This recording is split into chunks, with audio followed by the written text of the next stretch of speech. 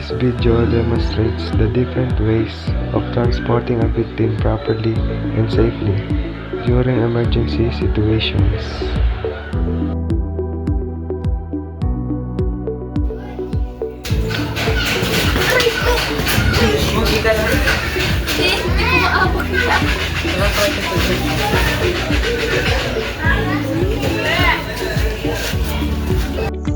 The victim is carried on the rescuer's back when the victim is conscious and able to hold on.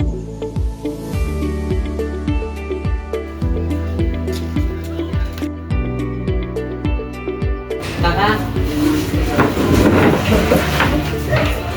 Uy, okay ka lang? Uy! May matay siya. Buhatin ko na lang siya.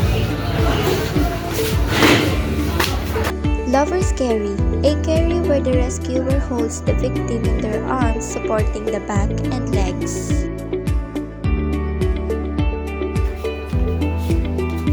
Parang nahihilo ako. Hindi ko na kaya.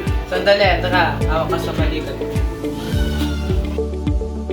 Backstrap carry, the rescuer carries the victim on the back by holding the victim's arm over the shoulders.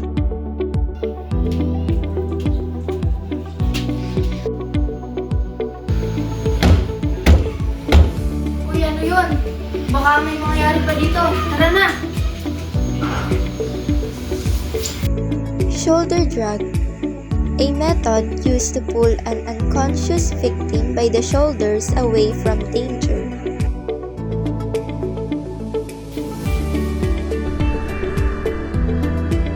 Sige, Sing. Ano kayang pwede gamitin?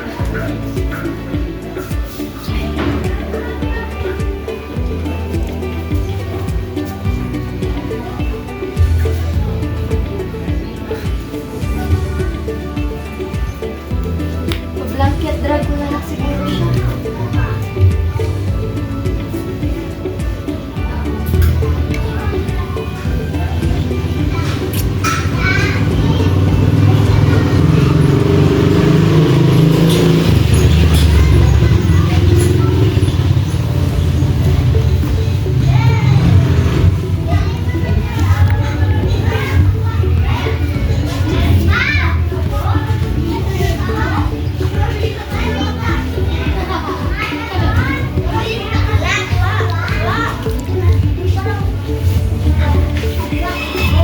Blanket drag, the victim is placed on a blanket and dragged to a safer place without lifting.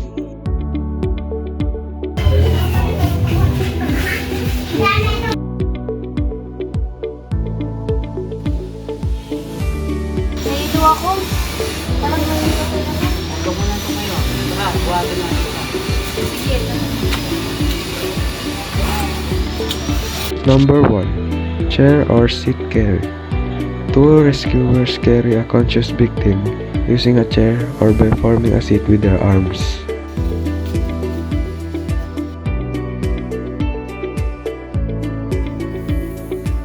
At tubod ko.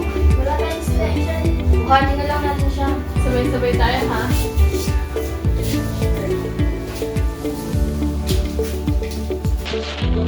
Number 2. Hammock carry.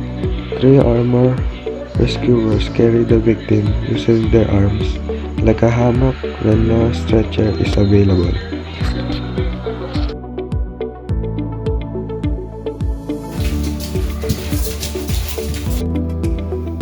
Hala, wala siyang malay. Huwag na natin siyang pabigatin sa braso. Taka, gawin na lang natin yung bearer alongside carry. Ako magbabantay sa sugat.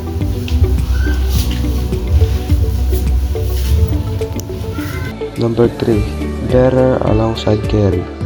Rescuers walk beside the victim and support them, especially if one arm is injured. Hindi pa rin siya nagigising. Hindi na rin pwede yung paghila. Kailangan na natin siya dalhin sa klinik. Smalit na. Mas magkalimbuhan.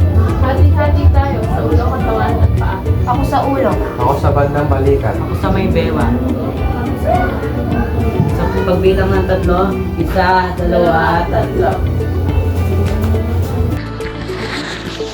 6-man lift and carry. 6 rescuers lift and carry the victim together to keep the body stable and safe. These are the proper ways of transporting a victim. Always apply first aid principles and ensure safety at all times. Learning the proper ways to transport a victim helps ensure safety for both the rescuer and the victim. Remember, improper handling can cause more harm. Always prioritize safety when transporting a victim.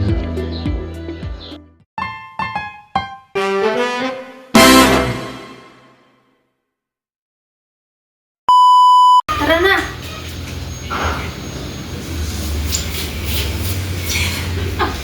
Nahilo ako.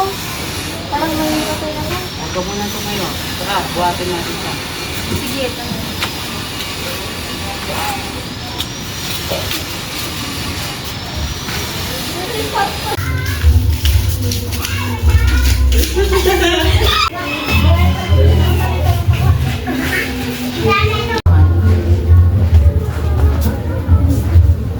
One, two, three.